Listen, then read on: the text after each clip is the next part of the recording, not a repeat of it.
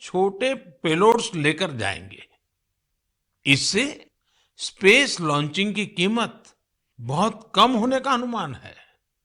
ऐसे ही हैदराबाद का एक और स्टार्टअप ध्रुव स्पेस सैटेलाइट डिप्लॉयर और सैटेलाइट के लिए हाई टेक्नोलॉजी सोलर पैनल्स पर काम कर रहा है। मैं एक और स्पेस स्टार्टअप दिगंतरा के तनवीर अहमद से भी मिला था, जो स्पेस के कचरे को मैप करने का प्रयास कर रहे हैं। मैंने उन्हें एक चैलेंज भी दिया है कि वो ऐसी टेक्नोलॉजी पर काम करें जिससे स्पेस के कचरे का समाधान निकाला जा सके। दिगंतरा और ध्रुव स्पेस दोनों ही 30 जून को इसरो के लॉन्च व्हीकल से अपना पहला लॉन्च करने जा रहे हैं। इसी तरह बेंगलुरु के एक स्पेस स्टार्टअप एस्ट्रोम की फाउंडर नेहा भी एक कमाल के आइडिया पर काम कर रही है। ये स्टार्टअप ऐसे फ्लैट एंटीना बना रहा है जो न केवल छोटे होंगे बल्कि उनकी कॉस्ट भी काफी कम होगी। इस टेक्नोलॉजी की डिमांड पूरी दुनिया में हो सकती है। साथियों, इन स्पेस के कार्यक्रम में मैं महसाणा की स्कूल स्टूडेंट बेटी तन्वी पटेल से भी मिला था। वो एक बहुत ही छोटी सैटेलाइट पर काम कर रही है, जो अगले कुछ महीनों में स्पेस में लॉन्च होने जा रही है। तन्वी ने मुझे गुजराती में बड़ी सरलता से अपने काम के बारे में बताया था। तन्वी की तरह ही देश के करीब 750 स्कूल स्टूडेंट्स अमृत महोत्सव में ऐसे ही 75 सैटेलाइट पर काम कर रहे हैं। और भी खुशी की बात है कि इनमें से ज्यादातर स्टूडेंट्स देश के छोटे शहरों से हैं। साथियों, ये वही युवा हैं जिनके मन में आज से कुछ साल पहले स्पेस सेक्टर की छवि किसी सीक्रेट मिशन जैसी होती थी, लेकिन देश ने स्पेस रिफॉर्म्स किए और वही युवा अब अपनी सैटेलाइट लॉन्च कर रहे हैं। जब देश का युवा आकाश छूने को तैयार है, तो फिर हमारा देश कैसे पीछे रह सकता है। मेरे प्यारे देशवासियों, मन की बात में अब एक ऐसे विषय की बात जिसे सुनकर आपका मन प्रफुल्लित भी होगा और आपको प्रेरणा भी मिलेगी। बीते दिनों हमारे ओलंपिक गोल्ड मेडल विजेता नीरज चोपड़ा फिर से सुर्खियों में छाए रहे। ओलंपिक के बाद भी वो एक के बाद एक सफलता के नए नए कीर्तिमान स्थापित कर रहे हैं।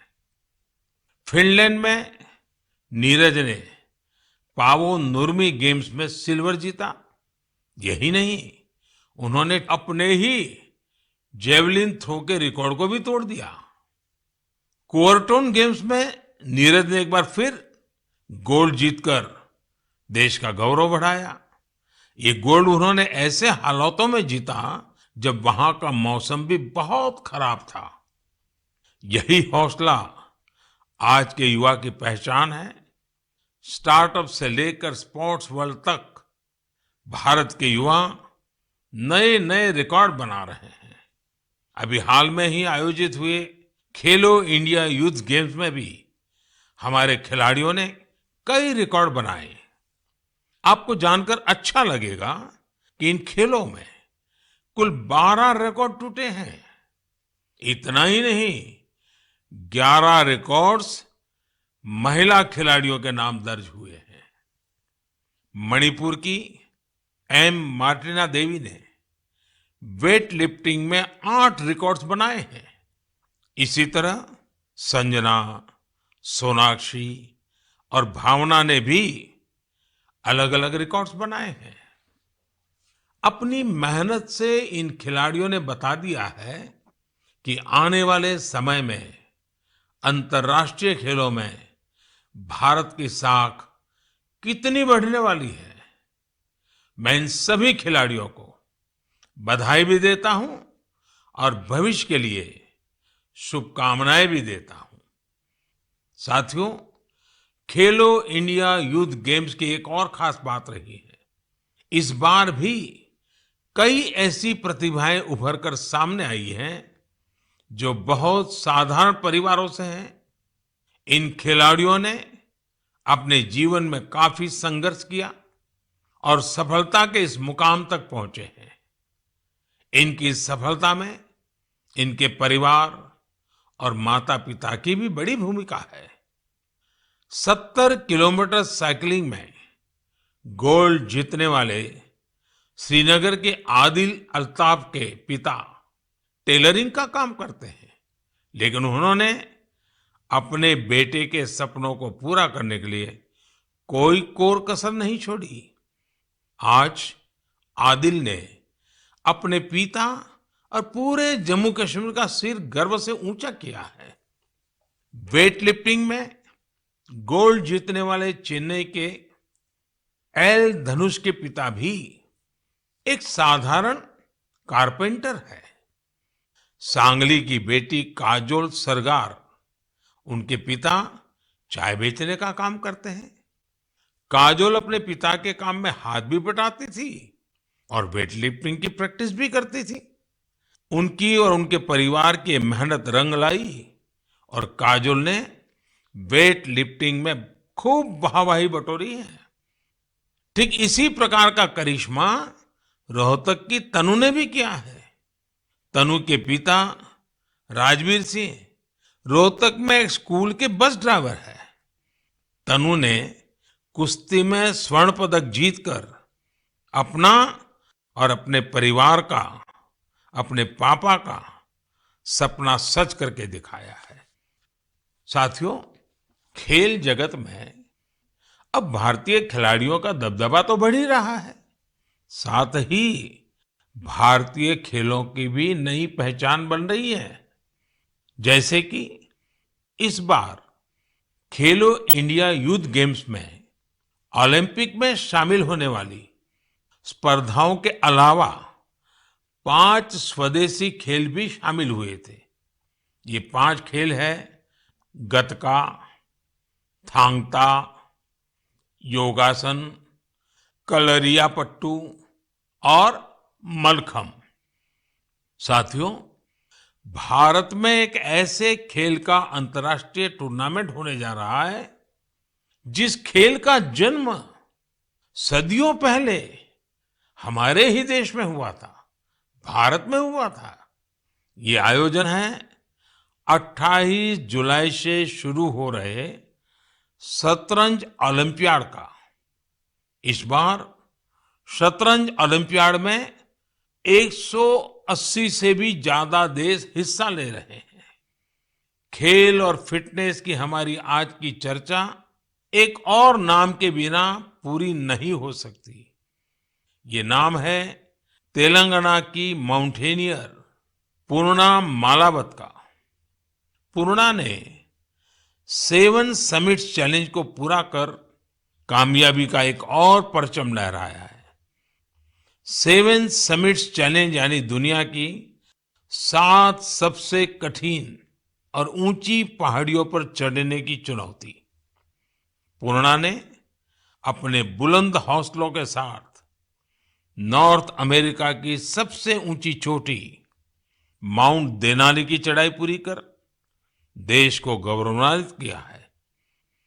पूर्णा भारत की वही बेटी है जिन्होंने महज 13 साल की उम्र में माउंट एवरेस्ट पर जीत हासिल करने का अद्भुत कारनामा कर दिखाया था।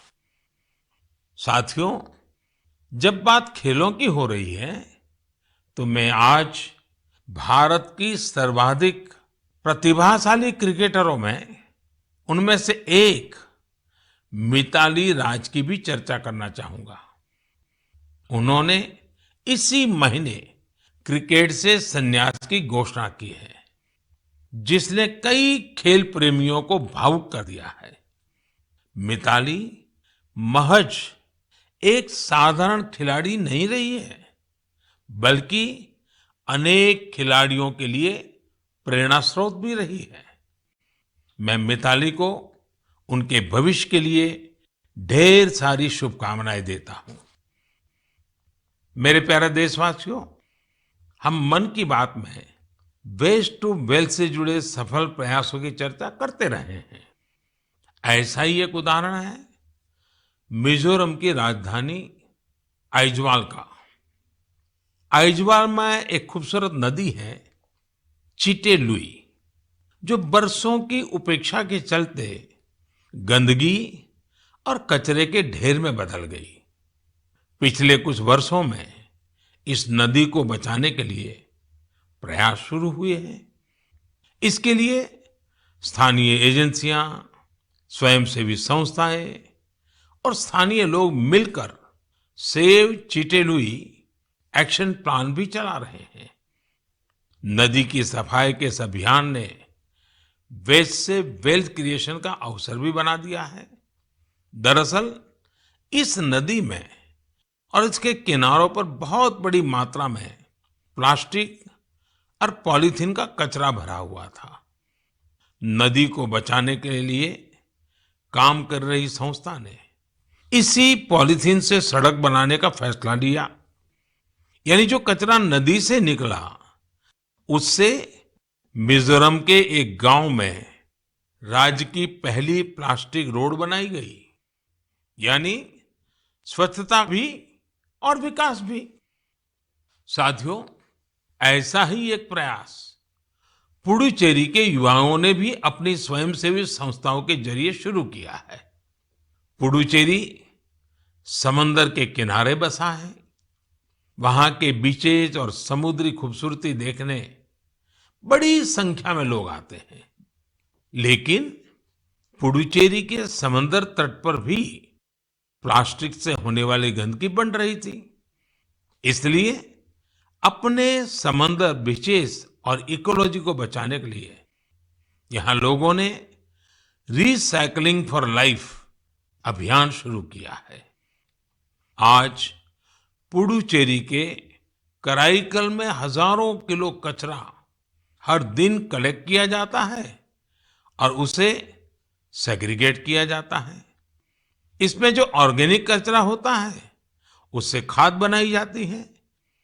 बाकी दूसरी चीजों को अलग करके रिसाइकल कर लिया जाता है। इस तरह के प्रयास प्रेरणादायी तो है ही, सिंगल यूज प्लास्टिक के खिलाफ भारत के अभियान को भी गति देते हैं। साथियों, इस समय जब मैं आपसे बात कर रहा हूं, तो हिमाचल प्रदेश में एक अनोखी साइकिलिंग रैली भी चल रही है। मैं इस बारे में भी आपको बताना चाहता हूं। स्वच्छता का संदेश लेकर साइकिल सवारों का एक समूह शिमला से मंडी तक निकला है। पहाड़ी रास्तों पर करीब 250 किलोमीटर की ये दूरी ये लोग साइकिल चलाते हुए ही पूरी करेंगे। इस समूह में बच्चे भी और बुजुर्ग भी हैं। हमारा पर्यावरण स्वच्छ रहे, हमारे पहाड़, नदियां, समंदर स्वच्छ रहे, तो स्वास्थ्य भी उतना ही बेहतर होता जाता है। आप मुझे इस तरह के प्रयासों के बारे में जरूर लिखते रहिए। मेरे प्यारे देशवासियों, हमारे देश में मानसून का लगातार विस्तार हो रहा है। अनेक राज्यों में बारिश बढ़ रही है। ये समय जल और जल संरक्षण की दिशा में विशेष प्रयास करने का भी है। हमारे देश में तो सदियों से ये जिम्मेदारी समाज ही मिलकर उठाता रहा है। आपको याद होगा, मन की बात में हमने एक बार स्टेप वेल्स यानी बावड़ियों की विरासत पर चर्चा की थी। बावड़ी उन बड़े कुओं को कहते हैं जिन तक सीढ़ियों से उतरकर पहुंचते हैं। राजस्थान के उदयपुर में ऐसी ही सैकड़ों साल पुरानी एक बावड़ी है, सुल्तान की बावड़ी। इसे राव सुल्तान सिंह ने बनवाया था, लेकिन उपेक्षा के कारण धीरे धीरे ये जगह वीरान होती गई और कूड़े कचरे के ढेर में तब्दील हो गई है। एक दिन कुछ युवा ऐसे ही घूमते हुए इस बावड़ी तक पहुंचे और इसकी स्थिति देखकर बहुत दुखी हुए। इन युवाओं ने उसी क्षण सुल्तान की बावड़ी की तस्वीर और तकदीर बदलने का संकल्प लिया। उन्होंने अपने इस मिशन को नाम दिया सुल्तान से सूरतान। आप सोच रहे होंगे कि ये सूरतान क्या है? दरअसल अपने प्रयासों से इन युवाओं ने ना सिर्फ बावड़ी का कायाकल्प किया, बल्कि इसे संगीत के सुर और तान से भी जोड़ दिया है। सुल्तान की बावड़ी की सफाई के बाद, उसे सजाने के बाद वहां सुर और संगीत का कार्यक्रम होता है।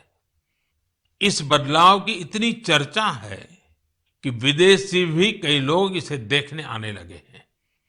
इस सफल प्रयास की सबसे खास बात यह है कि अभियान शुरू करने वाले युवा चार्टर्ड अकाउंटेंट्स हैं।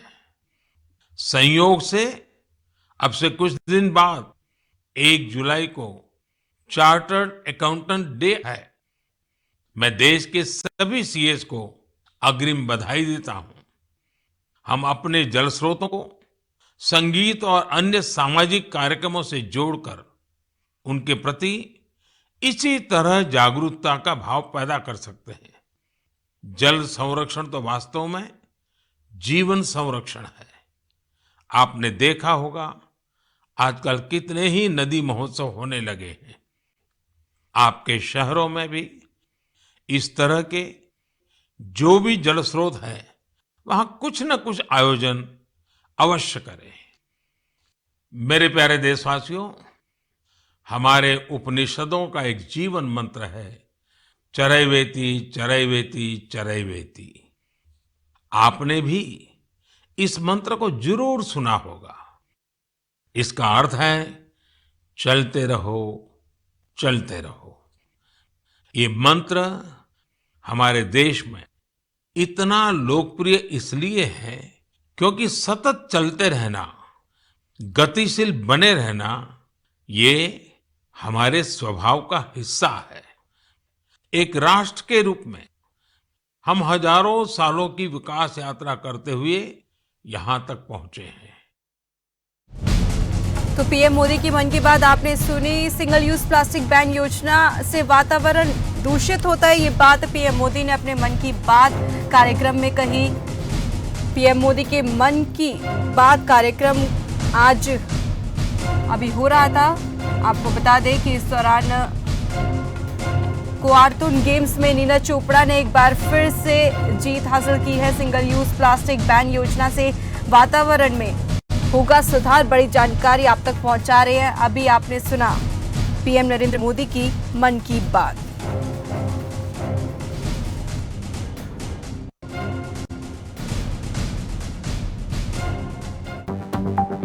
आप देख रहे हैं खबर फास्ट, तेज खबर पैनी नजर।